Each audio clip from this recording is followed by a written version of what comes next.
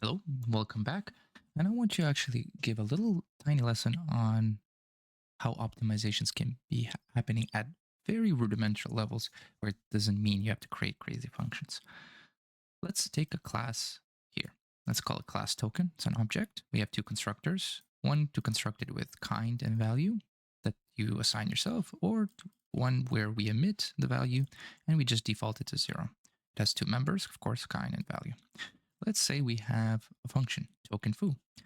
Do not worry about the switch, more worry about the return statement, like so. So let's see how we can return the statement. We can return it like so, but we can also return it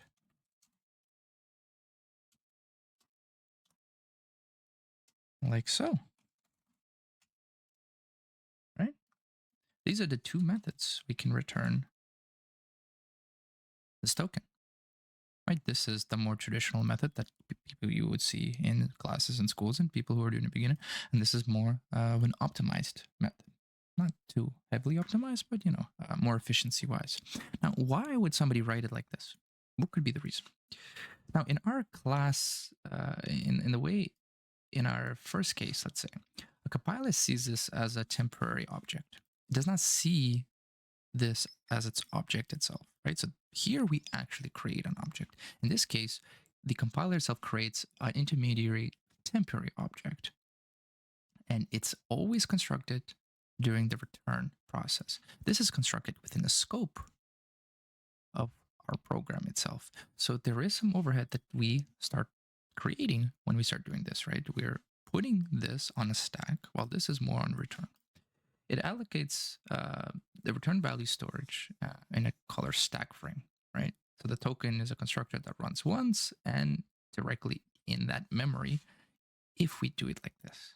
We have no extra local variables and we have no copy and move operations. So we eliminate a lot of the overhead, a lot of the assembly instructions. So let's say you had a loop.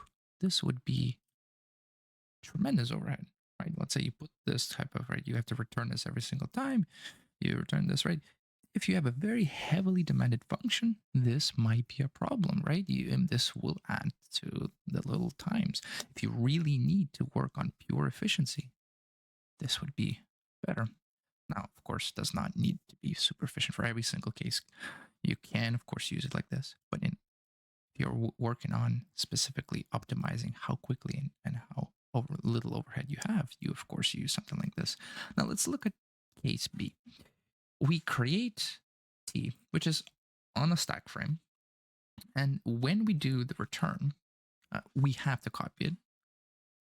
And let's say we have a compiler that is for higher than C17++, CPP 17++, right? Let's say we have an optimized compiler method, believe, let's say, an RBO, right? Sometimes we can skip optimizations and this might not even matter. So a compiler might actually, do it for you where this won't even matter. In some cases, we don't have this case, right? So you have to know what is under the hood, how your program is performing on the memory level. So in the best case, we have close overhead, but in the worst case, we have an extra construction and we have an extra move semantic, and then we have to deconstruct it, right? We have to remove the actual object that we have. So let's go over it quickly again. So in our case right here, we have one construction call, right? Because at the end of the day, we still do have to create the object. We have 0 copies or moves because this is directly for the foo to return. And honestly, in terms of writing it, it's faster and cleaner.